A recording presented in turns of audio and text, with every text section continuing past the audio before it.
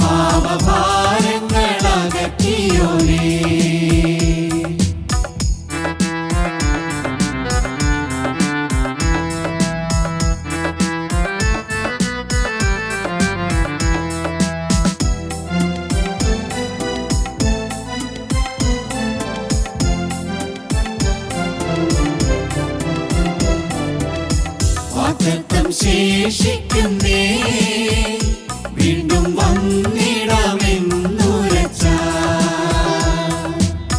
വാഗ്ദത്തം ശേഷിക്കുന്നേ വീണ്ടും വന്നിടാമെന്നുരച്ച വരവിൽ ഞാൻ ആർപ്പോട് നൃത്തം ചെയ്യും നവീതാനന്ദ സന്തോഷത്താ കാത്തു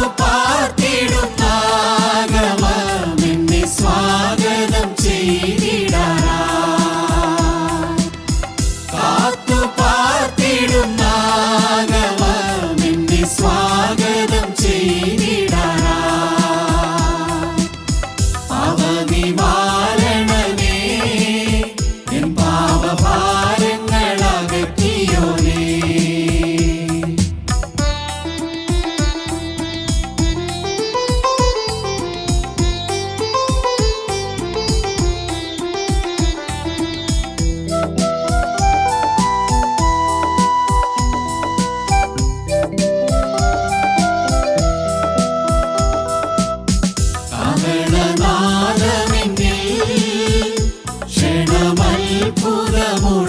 ഉളവാക്കിടും.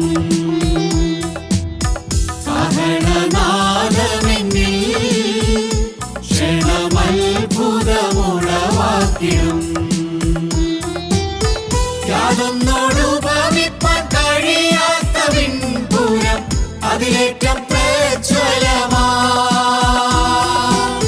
കാന്തി മിന്നി വിളങ്ങിടും മുഖം ചുംബനം ചെയ്തിടാറാ.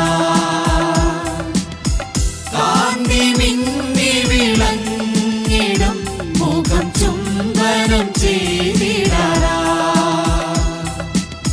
പാപനിവാരണനേ എൻ പാപഭാരങ്ങളകറ്റിയോനേ.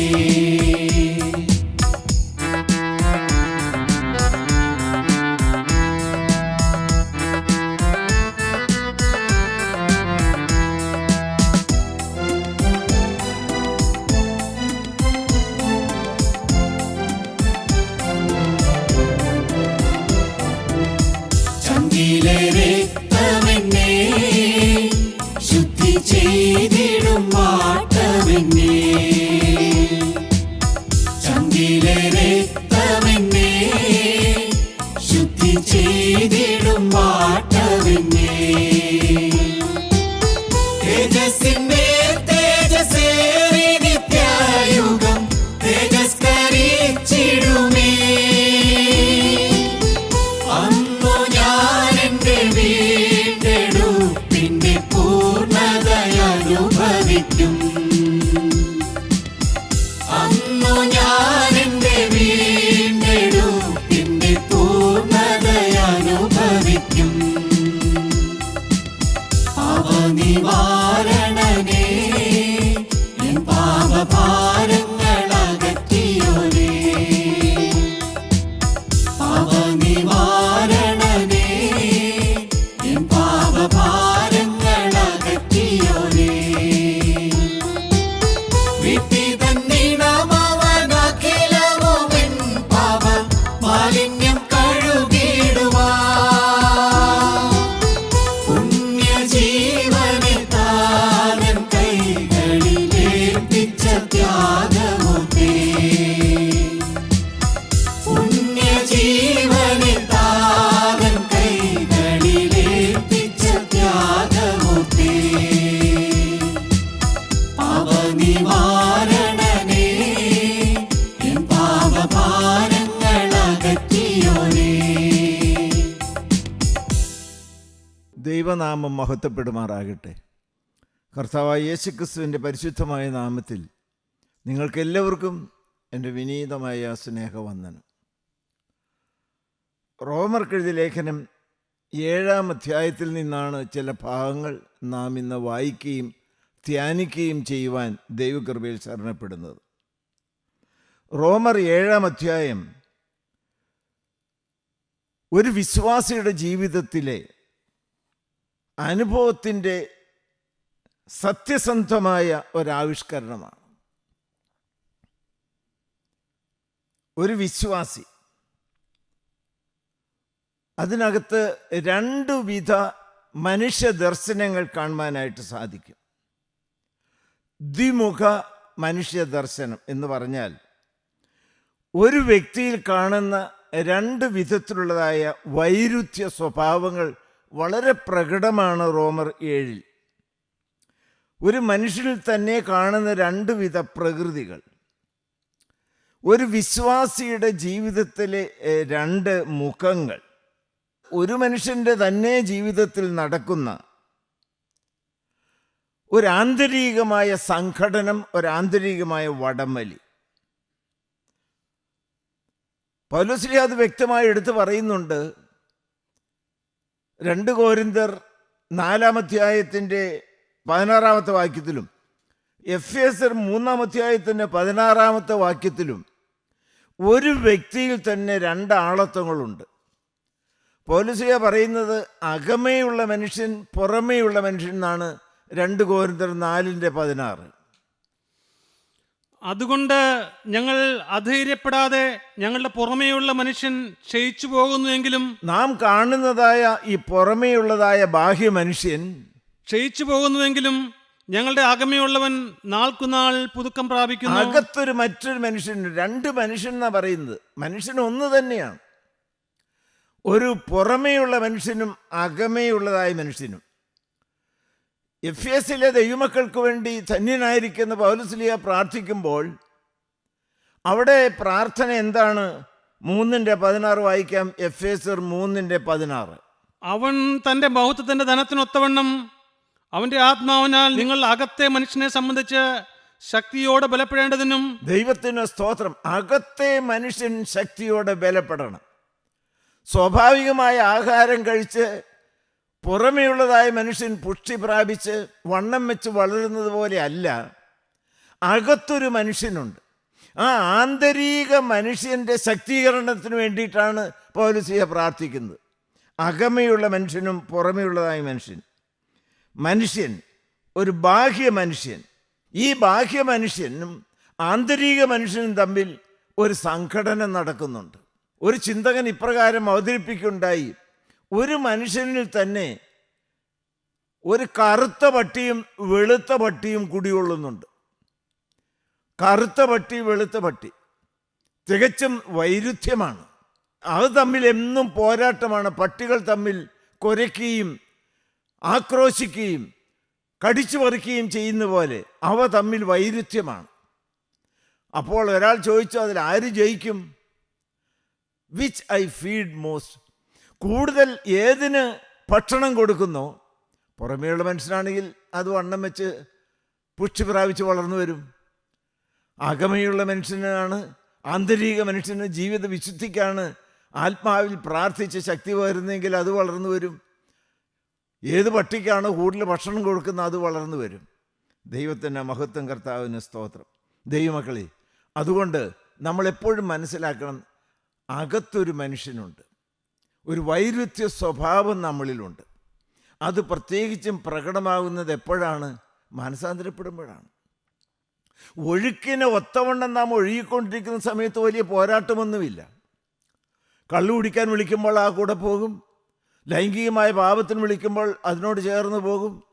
ഏത് ചീട്ട് കളിക്കാനോ വൃത്തികെട്ടതായ പ്രവർത്തനത്തിനോ വിളിക്കുമ്പോൾ കൂട്ടുകാരുടെ ഇഷ്ടപ്രകാരം ഇംഗിതപ്രകാരം നമ്മളെ തന്നെ വിട്ടുകൊടുക്കും. സിനിമ കാണാൻ എല്ലാവരും ആവശ്യപ്പെടുന്ന സമയത്ത് അവരുടെ കൂടെ സിനിമാ തിയേറ്ററിൽ പോകും. ബ്ലൂ ഫിലിം കാണണമോ, ഏത് വിധത്തിലുള്ളതായ പാപത്തിനും എന്നെ തന്നെ വിട്ടുകൊടുക്കുന്നുവെങ്കിൽ ഒരു പോരാട്ടവുമില്ല. ഒഴുക്കിനൊത്തവണ്ണമുള്ള ഒഴുക്കാണ്. എന്നാൽ ദൈവമക്കളെ, ജീവിതത്തിൽ വളരെ വ്യക്തമായ നിർണായകമായ വചനം കേട്ട് തീരുമാനമെടുക്കുന്നു. ദൈവത്തിന് സ്തോത്രം. I will keep away from everything that looks like sin. പാപമെന്ന് തോന്നുന്ന പാപത്തിൽ പരിശീലിക്കാതെ, ഇതുവരെ നടന്നതായ തെറ്റായ വഴിയിലൂടെ മുന്നോട്ട് പോകാതെ, പാപവഴികളോട് യാത്ര പറഞ്ഞ് ദൈവോന്മുഖമായി ജീവിക്കാനായിട്ട് ഞാൻ തീരുമാനിച്ച് യേശുവിനെ നോക്കി യാത്ര പുറപ്പെടുന്ന സമയത്ത് ശക്തിയേറിയതായ ഒരു പോരാട്ടമുണ്ട്. കാരണം ശത്രു പിന്നാലെ വരികയാണ്. മരണത്തിൻ്റെ അന്ത്യവിനാഴിക വരെയും ശത്രു എന്നെ തട്ടിക്കൊണ്ടു പോകാൻ സകല കഴിവ് ഉപയോഗിച്ച് പരിശ്രമിക്കും. എന്നാൽ ഞാൻ ഒരു കൈ കൊണ്ട് പിടിച്ചിരിക്കുന്ന ദൈവത്തെയാണ്. പൗലോസ്ലീഹ ഫിലിപ്പിയർക്കെഴുതിയ ലേഖനം 3-ാം അധ്യായത്തിൻ്റെ 14-ാമത്തെ വാക്യത്തിൽ പറഞ്ഞു, 3:14, പിൻപിലുള്ളത് മറന്ന് മുൻപിലുള്ള ലാക്കിലേക്ക് ഞാൻ ഓടുകയാണ്. വായിക്കാം. ഒന്ന് ഞാൻ ചെയ്യുന്നു, പിൻപിലുള്ളത് മറന്നും മുമ്പിലുള്ളതിന് ആഞ്ഞും കൊണ്ട് ക്രിസ്തുയേശുവിൽ ദൈവത്തിന്റെ പരമവിളിയുടെ ബിരുദനായി ലാക്കിലേക്ക് ഓടുന്നു. എനിക്ക് ഒരു വിളി ലഭിച്ചു. ഇനി എനിക്ക് പ്രാപിക്കാനൊരു വിരുദുണ്ട്. ആ വിരുദ് അത് വാടാത്ത കിരീടമാണ്. അത് പ്രാപിക്കുവാൻ വേണ്ടി എൻ്റെ പിന്നിലുള്ളതായ പാപത്തിൻ്റെ വഴികളോട്, എൻ്റെ ആത്മീയമായ പൊത്തോരുത്വമായ പരീശതുല്യമായ ജീവിതത്തോട്, ആത്മീയത്തിൻ്റെ കണിക പോലും ഇല്ലാതെ പള്ളിഭക്തി നടിച്ചു നടന്നായ എൻ്റെ പാരമ്പര്യ ക്രിസ്ത്യാനിത്വത്തോട് യാത്ര പറഞ്ഞ് സത്യത്തിലും ആത്മാവിലും കാൽവറിയിൽ കർത്താവായി യേശുക്രിസ്തു അർപ്പിച്ചതായ യാഗബലിയിൽ വിശ്വസിച്ചുകൊണ്ട് മുന്നോട്ട് പോകാൻ ഞാൻ തീരുമാനിച്ചപ്പോൾ ഒരു വലിയ ആന്തരികമായ പോരാട്ടമാണ് എൻ്റെ ജീവിതത്തിൽ നടന്നത്. പക്ഷേ ഞാൻ പിൻപിലുള്ളത് മറന്നു. മുൻപിലുള്ള ലാക്കിലേക്ക് ആശ വെച്ച് ഞാൻ ഗമിക്കുകയാണ്, മുന്നേറുകയാണ്. അപ്പോൾ വലിയതായ ഒരു പോരാട്ടമുണ്ട്. ദൈവമക്കളെ, നിങ്ങളത് മനസ്സിലാക്കണം. ആത്മീയ ജീവിതം ഒരു ആന്തരിക ആത്മീയമായ തീർത്ഥയാത്രയാണ്. ഒരാത്മീയ തീർത്ഥയാത്ര. എതിരെയാണ് തീർത്ഥയാത്ര. അത് വലിയ കോളുകളൊക്കെയുള്ളതായ സമുദ്രത്തിൽ കൂടിയാണ്. ഏതെങ്കിലും വിധത്തിൽ മുന്നേറി മുന്നോട്ട് പോകണമെന്ന് ആഗ്രഹിച്ചുകൊണ്ട് സകല കഴിവും സമാഹരിച്ചുകൊണ്ട് ആ തീർത്ഥയാത്രക്കാരൻ ശക്തിയോടെ മുന്നോട്ട് പോകാൻ ശ്രമിക്കുമ്പോൾ ഈശാനമൂലൻ വന്ന് എതിർക്കുകയാണ്, തടുക്കുകയാണ്.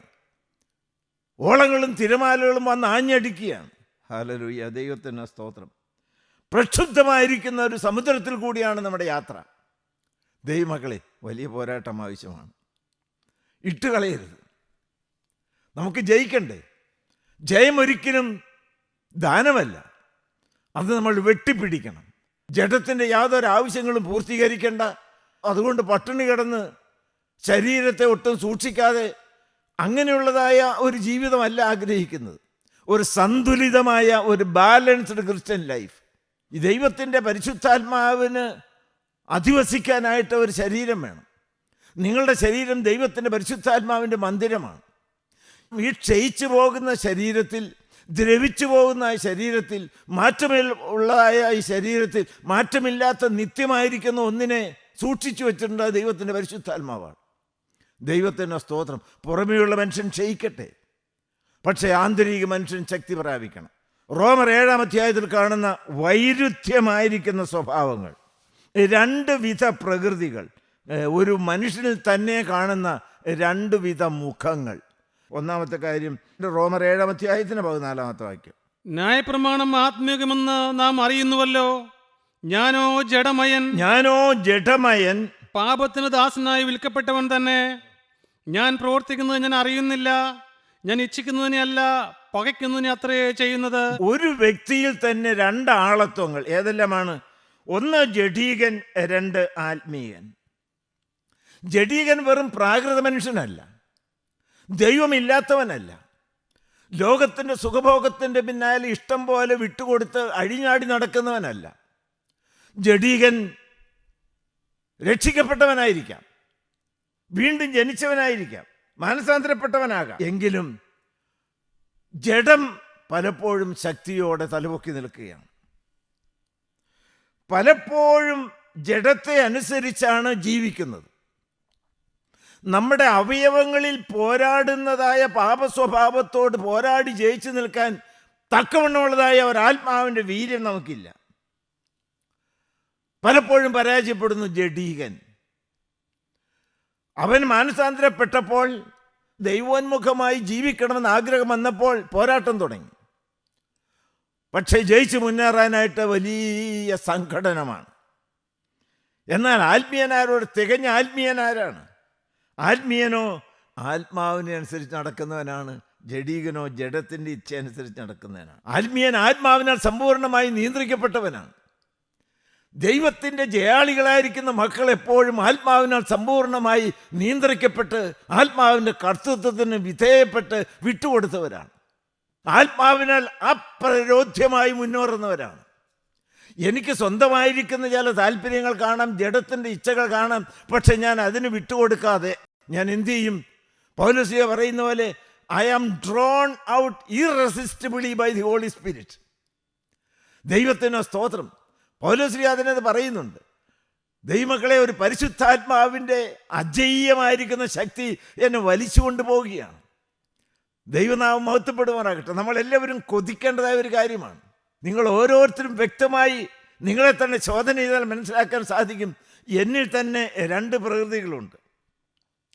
ഓരോ മനുഷ്യനിലും, തത്വചിന്തകന്മാർ പറയുന്നൊരു കാര്യമാണ് ഞാൻ പറയുന്നത്, ഓരോ മനുഷ്യനിലും ഒരു തെമ്മാടിയുമുണ്ട്, ഒരു നല്ല മനുഷ്യനുമുണ്ട്. ഒരു തെമ്മാടിയുമുണ്ട്, ഒരു നല്ല മനുഷ്യനുമുണ്ട്. ജഡീക പ്രകൃതിയുമുണ്ട്, ആത്മീയമായിരിക്കുന്ന പ്രകൃതിയുമുണ്ട്. അവിടെയാണ് പൗലോസ് പറയും, ആത്മാവിനാൽ നടത്തപ്പെടുന്നവനാണ് ദൈവമക്കൾ. 8-ാം അധ്യായം എടുത്ത് റോമർ തന്നെ 8-ാം അധ്യായത്തിൻ്റെ 12 മുതലായിരിക്കുന്ന വാക്യങ്ങൾ, 8-12 മുതൽ 8-ാം അധ്യായം 12 മുതലായിരിക്കുന്ന വാക്യങ്ങൾ. ആകയാൽ സഹോദരന്മാരെ, നാം ജഡത്തെ അനുസരിച്ച് ജീവിക്കേണ്ടതിന് ജഡത്തിനല്ല കടക്കാരാകുന്നത്. ജഡത്തെ അനുസരിച്ച് ജീവിക്കുന്ന ഒരു കൂട്ടം ആളുകൾ. വായിച്ചോ. നിങ്ങൾ ജഡത്തെ അനുസരിച്ച് ജീവിക്കുന്നു എങ്കിൽ മരിക്കും നിശ്ചയം. ഗൗരവത്തോടെ നിങ്ങൾ മനസ്സിലാക്കണം. ജഡത്തെ മാത്രം അനുസരിച്ച് ജീവിക്കുന്നുവെങ്കിൽ ആത്മാവിൽ മരിക്കും നിശ്ചയം. ഗൗരവത്തോടെ നിങ്ങൾ മനസ്സിലാക്കേണ്ടതാണ്.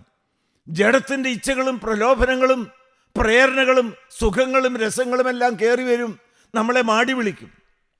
ഏദൻ പർദീസയിൽ ദൈവത്തിൻ്റെ സർവ്വ നന്മകളും അനുഭവിച്ച് ജീവിച്ചതായ മനുഷ്യനെ പരീക്ഷിക്കാനായിട്ട് സാത്താൻ കടന്നു വന്നു. അവൻ്റെ കയ്യിലുണ്ട ഒരു മധുരഫലം കാണുവാൻ ഭംഗിയുള്ളതാണ്, തിന്മാൻ രുചിയുള്ളതാണ്, കാക്ഷിക്കാൻ കൊള്ളാവുന്നതാണ്. നാം ഓരോരുത്തരും ജീവിക്കുന്നവർ ഏദൻ പർദീസയിലാണ്. നമ്മുടെ ചുറ്റും ചതിക്കുഴികളുണ്ട്, മോഹന സുന്ദര വാഗ്ദാനങ്ങളുണ്ട്, സ്ത്രീകളുണ്ട്, പുരുഷന്മാർ, സൗന്ദര്യമുണ്ട്, പണമുണ്ട്, മദ്യമുണ്ട്, ലോകത്തിൽ സുഖവും രസവും സന്തോഷവും തരുന്നതായിരിക്കുന്ന അനേക കാര്യങ്ങളുണ്ട്. എന്നാൽ അതിൻ്റെ പിന്നാലെ നമ്മെ തന്നെ സ്വതന്ത്രമായിട്ട് വിട്ടുകൊടുത്താൽ മരിക്കും നിശ്ചയം. താഴത്തേക്ക് വായിച്ചേ. ആത്മാവിനാൽ ശരീരത്തിന്റെ പ്രവൃത്തികളെ മരിപ്പിക്കുന്നുവെങ്കിലോ. അതാണ് വേണ്ടത്. ഹല്ലേലൂയ. ആത്മാവിനാൽ, ദൈവത്തിന് സ്തോത്രം, ആത്മാവിനാൽ ശരീരത്തിൻ്റെ പ്രവൃത്തികളെ മരിപ്പിക്കണം. അത് തലപൊക്കാനായിട്ട് ഒരിക്കലും ഇടവരരുത്. ആ ആത്മാവിനാൽ നയിക്കപ്പെടുന്ന, നിയന്ത്രിക്കപ്പെടുന്ന, ഭരിക്കപ്പെടുന്ന, കർത്തൃത്വം ചെയ്യപ്പെടുന്ന ഒരു ജീവിതമായിരിക്കണം നമ്മുടേത്. In the same person, in one and the same person there is both spirit and flesh. ഇത് രണ്ടുമുണ്ട്. ഹല്ലേലൂയ. ദൈവത്തിന് സ്തോത്രം. ദൈവമക്കളെ, ഞാനിന്ന് ഈ സമയത്ത് തിരുവചനം ഘോഷിക്കാൻ വേണ്ടി പ്രാർത്ഥിച്ചൊരുങ്ങി പോരുന്ന സമയത്ത് ഞാൻ ഭക്ഷണം കഴിച്ചിട്ടാണ് പോരുന്നത്. എനിക്കിത് പറയാൻ ആവശ്യമായിരിക്കുന്ന എനർജി വേണം, ശക്തി വേണം, അതിന് പോഷകാഹാരം ആവശ്യമാണ്. എന്നാൽ ദൈവമക്കളെ, ഞാൻ ഈ വചനം ഘോഷിക്കുവാൻ അത് ജഡത്തിൻ്റെ ശബ്ദത്തിലല്ല, എൻ്റെ അറിവിൻ്റെ ആഴമല്ല നിങ്ങളോട് പറയുന്നത്. ദൈവത്തിൻ്റെ പരിശുദ്ധാത്മാവേ ശക്തി തരണമേ, നാവിൽ കുരിശടയാളം ഇട്ട് തരണമേ, പരിശുദ്ധാത്മാവിൻ്റെ രക്തം പുരണ്ടതായിരിക്കുന്ന വചനം എനിക്ക് തരണമെന്ന് പ്രാർത്ഥിച്ചുകൊണ്ടാണ് പോകുന്നത്. നമ്മളിൽ ഒരു ആത്മീയനുണ്ട്, ഒരു ജഡീകനുണ്ട്. ഒരിക്കലും ജഡീകൻ തലപൊക്കി ഭരിക്കാനിടവരരുത്. എൻ്റെ ജീവിതം സമ്പൂർണ്ണമായും പരിശുദ്ധാത്മാവിനെ നിയന്ത്രിക്കപ്പെട്ടതായിരിക്കണം. രണ്ട് മുഖങ്ങൾ, ഒന്ന് ആത്മീകൻ, രണ്ട് ജഡീകൻ. പൗലോസ്ലീഹ പറയും, ആത്മാവോ ഒരുക്കമുള്ളത്, ജഡമോ ബലഹീനമത്രേ. ഹല്ലേലൂയ. ദൈവത്തിൻ്റെ മഹത്വം. ഗലാത്യർക്ക് ലേഖനത്തിൽ ഈ പൗലോസ്ലീഹ തന്നെ വളരെ വ്യക്തമായി പറയുന്നുണ്ട്. ഗലാത്യർ 5-ാം അധ്യായത്തിന്റെ 16-17 വാക്യം വായിച്ച്. ആത്മാവിനെ അനുസരിച്ച് നടപ്പീൻ. ആത്മാവിനെ അനുസരിച്ച് നടപ്പീൻ. വായിച്ചു. എന്നാൽ നിങ്ങൾ ജഡത്തിന്റെ മോഹം നിവർത്തിക്കുകയില്ല എന്ന് ഞാൻ പറയുന്നു. അത് മാത്രമേ മാർഗമുള്ളൂ ദൈവമക്കളെ. ജഡത്തിൻ്റെ പ്രവൃത്തികൾക്കും വികാരങ്ങൾക്കും ഇച്ഛകൾക്കും വിധേയപ്പെട്ടു പോകാതെ ഇരിക്കണമെങ്കിൽ ആത്മാവിൻ്റെ ശക്തിയാൽ ജഡത്തിൻ്റെ പ്രവൃത്തികളെ മരിപ്പിക്കണം. Ruled by the Holy Spirit. ഞാൻ ഇന്നും പ്രാർത്ഥിച്ചൊരു കാര്യമുണ്ട്. I am yet to be a spiritual man. ഞാൻ വേണ്ടവണ്ണം ഇതുവരെയും ഒരു ആത്മീയനായിട്ടില്ലല്ലോ കർത്താവേ. ജഡം പലപ്പോഴും തലപൊക്കുന്നുണ്ടല്ലോ, കണ്ണുനീരോടെ പ്രാർത്ഥിക്കാറുണ്ട്. ആത്മാവിനാൽ ജഡത്തിൻ്റെ പ്രവൃത്തികളെ മരിപ്പിക്കാൻ തക്കവണ്ണം ആത്മാവിൻ്റെ ശക്തിയും വീര്യവും എനിക്ക് തരണമേ. കാൽവറിയിൽ കത്തിയതായ സ്നേഹത്തിൻ്റെ തീ ആത്മാവായി എന്നിലേക്കൊന്ന് കത്തി പടരണമേ. ജഡീക പ്രകൃതികളെല്ലാം കത്തി ചാമ്പലാകണമേ. ഒരു കരിക്കട്ട തീ പിടിക്കുന്ന പോലെ ആത്മാവിൽ ജ്വലിച്ച് പ്രകാശിക്കുന്ന ഒരു ദൈവീകമായ ശക്തി എന്നിൽ വ്യാപരിക്കണമേ. അഗ്നി നാവുള്ളനാക്കി അടിയനെ തീർക്കണമേ. ഞാൻ പ്രാർത്ഥിക്കുന്നതാണ്. ഒന്നാമത്തെ രണ്ട് സ്വഭാവം ഏതാണ്? വൈരുദ്ധ്യമുള്ളതായ രണ്ട് പ്രകൃതികൾ ഏതാണ്? ഒന്ന് ജഡീകൻ, മറ്റത് ആത്മീയൻ, ഒരു വ്യക്തിയിൽ തന്നെ. രണ്ടാമത്തെ കാര്യം എന്താണ്? 7-ാം അധ്യായം 18 മുതൽ 22 വരെ വാക്യങ്ങൾ വായിക്കാം. 7-ാം അധ്യായം 18 മുതൽ 22 വരെ വാക്യങ്ങൾ. എന്നിൽ എന്ന് വച്ചാൽ എൻ്റെ ജഡത്തിൽ നന്മ വസിക്കുന്നില്ല എന്ന് ഞാൻ അറിയുന്നു. ഞാൻ എന്നുള്ളതായ പദം അവിടെ ആവർത്തിച്ച് പൗലോസ്ലീഹ പറയുന്നതായി നമുക്ക് കാണാൻ സാധിക്കും. നന്മ ചെയ്യുവാനുള്ള താല്പര്യം എനിക്കുണ്ട്, പ്രവർത്തിക്കുന്നതോ ഇല്ല. നന്മ ചെയ്യുവാനുള്ളതായ ആഗ്രഹം എനിക്കുണ്ട്, പ്രവർത്തിക്കുന്നതോ ഇല്ല. അടുത്ത വാക്യം. ഞാൻ ചെയ്യുവാൻ ഇച്ഛിക്കുന്ന നന്മ ചെയ്യുന്നില്ലല്ലോ, ഇച്ഛിക്കാത്ത തിന്മയത്രേ പ്രവർത്തിക്കുന്നത്. എന്താണ് അവിടെ രണ്ട് വിധ സ്വഭാവങ്ങൾ, വൈരുദ്ധ്യ സ്വഭാവങ്ങൾ പൗലോസ്ലീഹ എടുത്തു പറയുന്നത്? രണ്ട് വിധ ജ്ഞാനുകൾ, ടു ഈഗോസ്, ഡിവൈഡഡ് സെൽഫ്, ആത്മ വൈരുദ്ധ്യം. നിങ്ങൾക്ക് മനസ്സിലായ കാര്യം? നന്മ ചെയ്യാൻ ആഗ്രഹിക്കുന്ന ഒരു ഞാൻ, എന്നാൽ തിന്മ ചെയ്തു പോകുന്ന ഒരു ഞാൻ. ഒരു വേദനയുടെ ശബ്ദമല്ലേ അവിടെ കേൾക്കുന്നത്? ഉള്ളം കൊണ്ട് എനിക്ക് ഒരാഗ്രഹമുണ്ട്, മറ്റുള്ളവരെ വേദനിപ്പിക്കാതെ, ചീത്തപ്പേരൊന്നും കേൾപ്പിക്കാതെ, ദൈവത്തെ ദുഃഖിപ്പിക്കാതെ, മറ്റുള്ളവർക്ക് സമാധാനം പകർന്നു കൊടുത്തുകൊണ്ട് ഒരു വിജയജീവിതം നയിക്കണമെന്ന് എൻ്റെ ഉള്ളത്തിലെ ആഗ്രഹമുണ്ട്. ഞാൻ നാവെടുത്ത് പ്രാർത്ഥിക്കുന്നുണ്ട്. പക്ഷേ ഇൻ മൈ പ്രാക്ടിക്കൽ ലൈഫ്, പ്രായോഗിക ജീവിതത്തിലേക്ക് വരുമ്പോൾ, കൂട്ടുകാരുമായിട്ട് ഒന്നിച്ച് യാത്ര ചെയ്യുമ്പോൾ, കളിക്കുമ്പോൾ, ഭാര്യയുമായിട്ട് ഇടപെടുമ്പോൾ, ലൗകികവും പണസംബന്ധമായ കാര്യങ്ങൾ വ്യാപൃതരാകുമ്പോൾ ഞാൻ ആഗ്രഹിക്കാത്ത തിന്മ പലപ്പോഴും കടന്നു വരികയാണ്. ഈ ഒരു വൈരുദ്ധ്യമില്ലാത്ത ഒരു വ്യക്തിയും കാണുകയില്ല. വീണ്ടും ജനിച്ച ഒരു വ്യക്തിയിൽ ഒളിഞ്ഞോ തെളിഞ്ഞോ ഈ രണ്ട് പ്രകൃതങ്ങൾ കുടികൊള്ളുന്നുണ്ട് ദൈവമക്കൾ. നിങ്ങൾക്ക് ഓരോരുത്തർക്കും അനുഭവമായിരിക്കും. രണ്ട് പ്രകൃതങ്ങൾ. ഇവിടെ രണ്ട് പദങ്ങൾ നിങ്ങൾ കണ്ടോ? നന്മ ചെയ്യുവാൻ എനിക്ക് ആഗ്രഹമുണ്ട്. ഒന്ന് ഐ വിൽ. എൻ്റെ വിൽ എന്ന് പറയുന്നത്, എൻ്റെ ഉള്ളത്തിൻ്റെ ആഗ്രഹം എന്ന് പറയുന്നത് നന്മ ചെയ്യുന്നതാണ്. ഹല്ലേലൂയ. പക്ഷെ ഞാൻ ചെയ്യുന്നു വിച്ച് ഐ ഹേറ്റ്. ഒന്ന് ഞാൻ ഇച്ഛിക്കുന്നത്, ഒന്ന് ഞാൻ വെറുക്കുന്നത്. ഇതിൻ്റെ മധ്യത്തിലാണ് നമ്മുടെ ജീവിതം. മദ്യം കഴിക്കുന്ന ഓരോ വ്യക്തിയും പണം ചോർന്നു പോകുമ്പോൾ, കുടുംബത്തിൻ്റെ സമാധാന അന്തരീക്ഷം തകരുമ്പോൾ, കുഞ്ഞുങ്ങൾക്ക് സമാധാനത്തോടെ പഠിക്കാൻ സാധ്യമല്ലാത്ത ഒരു പ്രക്ഷുബ്ധമായ അന്തരീക്ഷം ഈ മദ്യപാനിയായിരിക്കുന്ന വ്യക്തി കടന്നു വരുമ്പോൾ സൃഷ്ടിക്കുന്നത് കണ്ടുകൊണ്ടുള്ള വേദന, ഇതെല്ലാം കാണുമ്പോൾ അദ്ദേഹത്തിന് തോന്നുന്നു, എന്തിനാ കുടിച്ച് ഞാനിങ്ങനെ നശിക്കുന്നത്? ഞാൻ കടം വാങ്ങിച്ച് എന്തിനാണ് ഇങ്ങനെ കുടിച്ച് എൻ്റെ ശരീരത്തെയും കുടുംബത്തെയും തകർക്കുന്നത്? അത് വേണ്ടായിരുന്നു എന്ന് തോന്നും. പക്ഷേ ദൈവമക്കളെ, നന്മ ചെയ്യാൻ ആഗ്രഹമുണ്ട്. ഇനി കുടിക്കരുതെന്നുണ്ട്.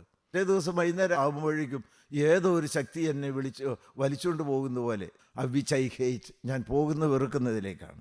ദൈവപൈതലിൽ തലപൊക്കി വരുന്നതായ ഒരു ഞാൻ ഭാവമുണ്ട്, ഒരു സ്വന്തം പ്രകൃതിയുണ്ട്. ഞാനെന്ന് പറയുന്ന ഒരു അഹങ്കാരത്തിൻ്റെ ശബ്ദമല്ലേ അത്?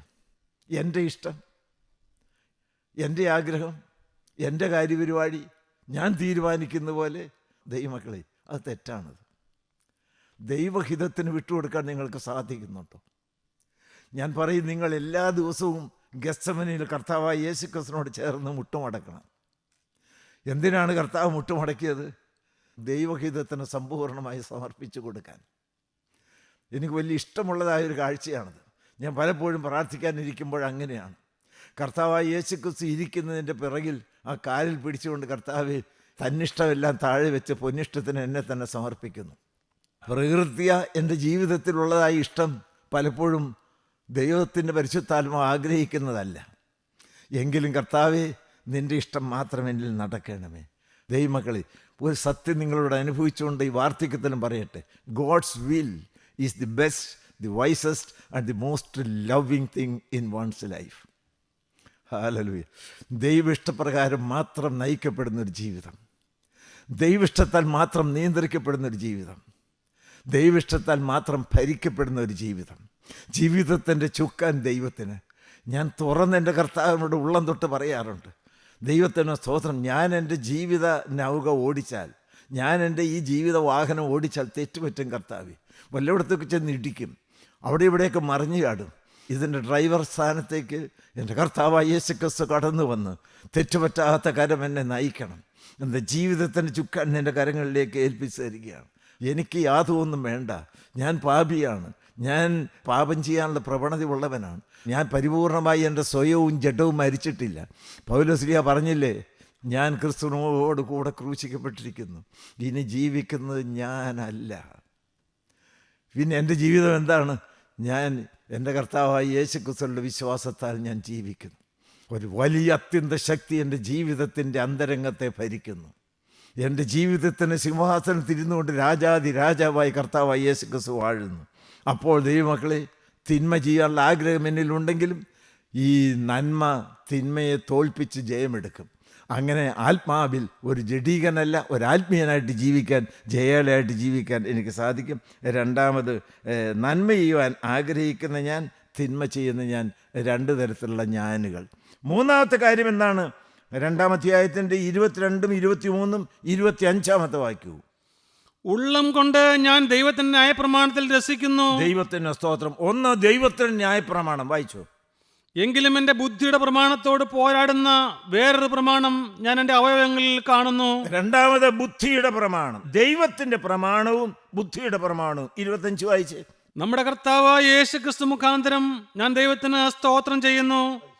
ഇങ്ങനെ ഞാൻ തന്നെ ബുദ്ധി കൊണ്ട് ദൈവത്തിന്റെ പ്രമാണത്തെയും ജഡം കൊണ്ട് പാപത്തിന്റെ പ്രമാണത്തെയും സേവിക്കുന്നു. പാപത്തിന്റെ പ്രമാണം, ദൈവത്തിന്റെ പ്രമാണം, പാപത്തിന്റെ പ്രമാണം. ദൈവത്തിൻ്റെ പ്രമാണം വചനമാണ്, അത് തത്വമാണ്, അത് നീതിയായ പ്രമാണമാണ്. എന്നാൽ ദൈവമക്കളെ, അതിനെ ഖണ്ഡിക്കുന്ന, അതിനോട് വൈരുദ്ധ്യമുള്ള, അതിനെതിരായി നിൽക്കുന്ന ഒരു പ്രമാണം എന്നിൽ വളർന്നു വരുന്നുണ്ട്. നിങ്ങൾക്കത് മനസ്സിലാവുന്നില്ലേ? ബുദ്ധിയുടെ പ്രമാണം വചനപ്രകാരം നമ്മളെ വളരെ വ്യക്തമായി അറിയിക്കുന്നുണ്ട്. എന്താണ്? വചനപ്രകാരം ജീവിക്കണം, ദൈവം കാണുന്നുള്ള ബോധ്യത്തോടെ മുന്നോട്ട് പോകണം, തെറ്റായിരിക്കുന്നൊന്നും ചെയ്യരുത് ദൈവമക്കളെ. എന്നാൽ അതിനെതിരായി പ്രവർത്തിക്കുന്ന ഒരു ദുഷ്ടശക്തിയുണ്ട്, അത് പാപത്തിൻ്റെ പ്രമാണമാണ്. വചനം എനിക്കിഷ്ടമാണ്, വചനം കേൾക്കുന്നത് താല്പര്യമാണ്, ദൈവത്തിൻ്റെ പ്രമാണത്തിൽ ഞാൻ രസിക്കുന്നുണ്ട്, എനിക്ക് വലിയ താല്പര്യമാണ്. അത് കേൾക്കുമ്പോൾ തീരുമാനമെടുക്കാൻ തയ്യാറുള്ളവർ കൈവക്കാൻ പറയുമ്പോൾ ഞാൻ കൈവക്കി ഹല്ലേലൂയ പറയുന്നുണ്ട്. തീരുമാനത്തോടെയാണ് പ്രാർത്ഥനാ ഹോൾ വിട്ട് ഇറങ്ങുന്നത്. വീട്ടിൽ വന്നു എല്ലാം ചോർന്നു പോകുന്നു. പണസംബന്ധമായ ഇടപാടുകൾ വരുന്നു, അല്പം ലാഭത്തിൻ്റെ വഴിയുണ്ട് എങ്കിൽ ഞാൻ സന്തോഷത്തോടെ അതിനകത്തേക്ക് വഴുതി വീഴുന്നു. വചനം നല്ലതും ഇഷ്ടവും താല്പര്യവുമാണ്. എന്നാൽ അവയവങ്ങളിൽ പോരാടുന്നതായ മറ്റൊരു പ്രമാണമുണ്ട്, അത് പാപത്തിൻ്റെ പ്രമാണമാണ്. കേൾക്കുന്ന വചനത്തെ അതും പ്രകാരം ജീവിതത്തിൽ പ്രാവർത്തികമാക്കാൻ പറ്റുന്നില്ല. നിങ്ങൾക്കൊന്നും മനസ്സിലാകുന്നില്ലേ? കോപിക്കരുതെന്ന് തീരുമാനിച്ചല്ലോ, നിലനിൽക്കാൻ പറ്റിയോ? നിരാശപ്പെടണ്ട, നിരാശപ്പെടണ്ട. ദൈവം നമുക്ക് അനുകൂലമാണ്. ഇപ്രകാരം വളരെ വൈരുദ്ധ്യത്തിൽ വലഞ്ഞ ഒരു മനുഷ്യൻ അവസാനം പറയുന്ന ഒരു വാക്കുണ്ട്, കർത്താവായ യേശുക്രിസ്തു മുഖാന്തരം ജയം നൽകുന്ന ദൈവത്തിന് സ്തോത്രം. എന്നെ ശക്തനാക്കുന്നതിന് മുഖാന്തരം ഞാൻ സകലത്തിനും മതിയായവനാകുന്നു. ഒരു ദൈവം ജീവിക്കുന്നില്ലേ? നല്ലവനായിരിക്കുന്ന കർത്താവിനെ വിളിച്ചിറക്കിയില്ലേ? അവൻ വഴിയിലിട്ടിച്ച് പോകുന്നവനാണോ? സാത്താൻ സർവശക്തിയോടും പ്രവർത്തിക്കുന്നതായ അവൻ്റെ അധീനതയുള്ളതായ ലോകത്തിലല്ലേ ഒരു ജയജീവിതം നയിക്കാൻ വേണ്ടി കർത്താവിനെ വിളിച്ച് ആക്കിയിരിക്കുന്നത്. ഇവരെ ലോകത്തിൽ നിന്ന് എടുക്കണമെന്നല്ല, ലോകത്താലുള്ള കളങ്കം പറ്റാതെ കാക്കണമെന്നല്ല കർത്താവ് പ്രാർത്ഥിച്ചത്. കാൽവറിയിൽ കർത്താവായി യേശുക്രിസ്തു സാത്താൻ്റെ തല ചതച്ചില്ലേ? കർത്താവായി യേശുക്രിസ്തുവിന് പാപത്തിൻ്റെ മേൽ ജയം ആവശ്യമില്ല, അവൻ പാവമില്ലാത്ത പരിശുദ്ധനമാണ്.